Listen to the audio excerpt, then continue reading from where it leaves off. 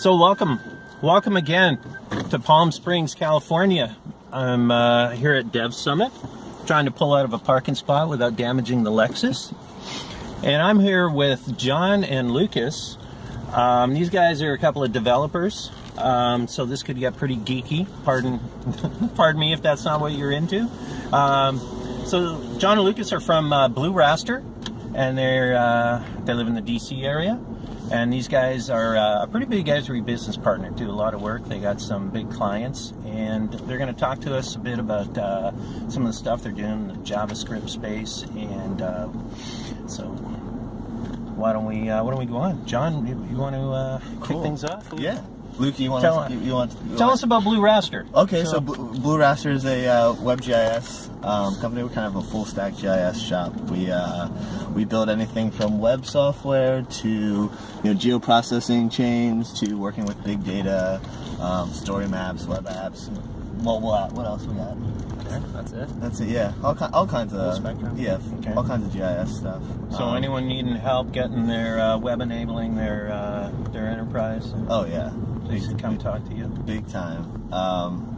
We just worked with a client, JGI, Jane Goodall Institution. Luke and I just kind of like tag teamed that a couple weeks back, and we built this entire dashboard on ArcGIS Online, which was something we don't normally do, but they were like just getting started in the enterprise, and we wanted to show them what was possible. That's pretty cool. Okay. We use React, right? That's right. What else do we use in there? ArcGIS Online, Node. ES6, ES 2016. Yep, Babel.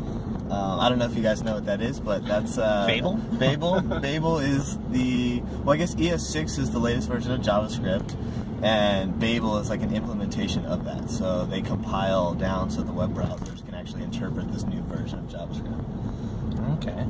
Wow. Oh, Andy Gupple, like... Yeah, we try to be on the bleeding edge. That's right. Right. Lucas works with a bunch of he's big into testing. I don't know. We do some cool stuff with Heroku, right? That's right. We got a lot of new fun. It's a fun time to be a JavaScript developer in the GIS world. I think there's a lot of cool new technologies that are at our disposal that weren't just a couple years ago. Yeah. And we try to take advantage of them, sometimes to our detriment. So you guys are a pretty big team. Right? Yeah, we're growing. We're growing. We're certainly growing. We have kind of a diverse team. We have a handful, maybe 2 handfuls of devs. Then we have a good solid core group of GIS analysts. And we have some really great project managers that keep us all on track. We've got some just normal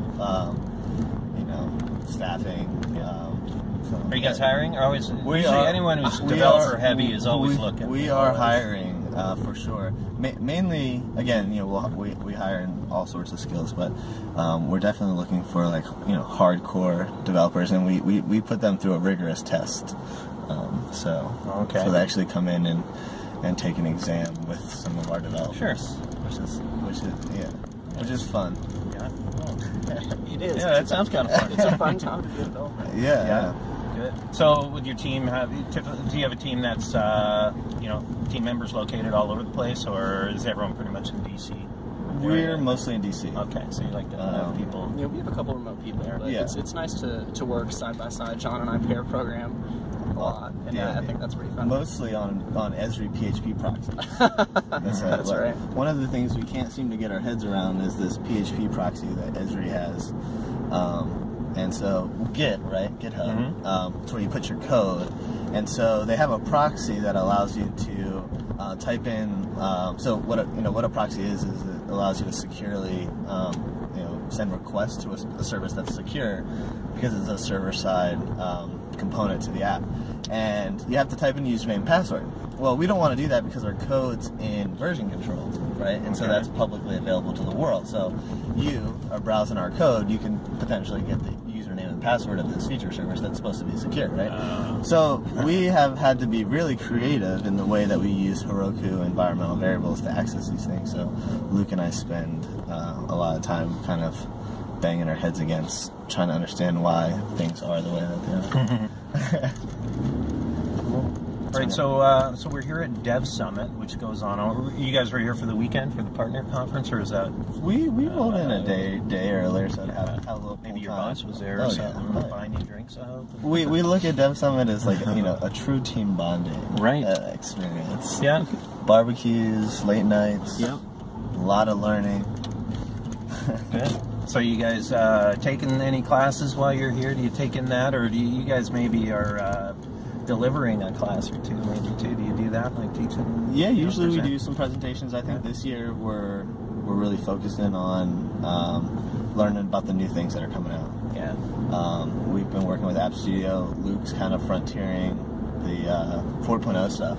That's right. What were you just asking the guy in there? Lots of stuff. The JavaScript version 4.0 API is coming out soon, and I want to know all about it. And this is a great place to find out. Yeah, this really is a great event to sit down with the Esri guys and just pick their brain, right? Yes. Yeah. Usually, I mean, I've gone to a big conference for years and years, but it's just so big and overwhelming. Dev Summit's Everyone's my too favorite. busy. Yeah. This is kind of cozy. Yeah. Yeah. Good. All right. Usually we get out of one of the things we do before we come out here is we try to at our company we have these things called brown bags, and it's where our dev team gets together and kind of converses about new stuff or anything that we want to standardize in our team, and we're generating some questions for Dev Summit. So what because you get out here and it's like, oh, I forgot to ask this, or maybe 3 months ago we thought of something we wanted to ask, and when you're here it's hard to remember all those things. So we kind of come here with like a list of mission things to find, and that way it's a little more fun. Yeah. And one thing I like about this, Esri's been really good with putting all this stuff online. So you got team members back in the office. I mean, they put stuff literally the sessions and that. A lot of them will be available for viewing like within an hour or two. Oh, so yeah. They're really good for that. Yeah, that's how a lot of us choose what we're going to see. If this is going to be online later, maybe I'll go look at some months. Where am I going? Okay, so as you can tell, I don't really know Palm Springs too well, so we'll probably cut this off pretty soon, and then I can maybe open up my navigation app and find our way back. Yeah, you can do that. Or else this can turn into GeoGeeks going for beers. Yes, Blue Raster's having a happy hour. Perfect. I don't know if this will be online in time for that, but right. I'm trying to think if there's anything else cool we got going on. Yeah, again, like you said, we got a lot of cool clients. What's the big technology that we pushed for this year? I guess I'm trying to think what we switched to. Anything big? Hey, you're pioneering App Studio work. Oh, okay. Yeah. We're all going to learn about the work. Yeah. Is there anything you're trying to corner some of the Esri guys about and say, look, you guys really got to fix this? I want to know. I want to get under the hood because I was looking at a geoprocessing tool for Pro, and it wasn't 64-bit. Oh. And I found it was multi-threaded, so I give them that. But there's this big label that says, oh, it's 64-bit processing. So I want to understand. My guess is that probably not all tools are 64-bit. Some of them are 64-bit, and the others are multi-threaded. But that's kind of my main mission, is because we're getting into bigger analysis and having larger data sets, and going from 32-bit to 64-bit makes a difference when you're dealing with larger data sets, for sure. All right. Okay, well, I think we'll cut it off there. We're pushing towards 10 minutes, and we should probably find our way back. Yeah, I think you go. Okay. Is it this? Well, thanks for watching, everybody. John Lucas, thanks for taking part. Thanks. We'll get you guys back, and thanks to my sponsors for this, EchoSec Search.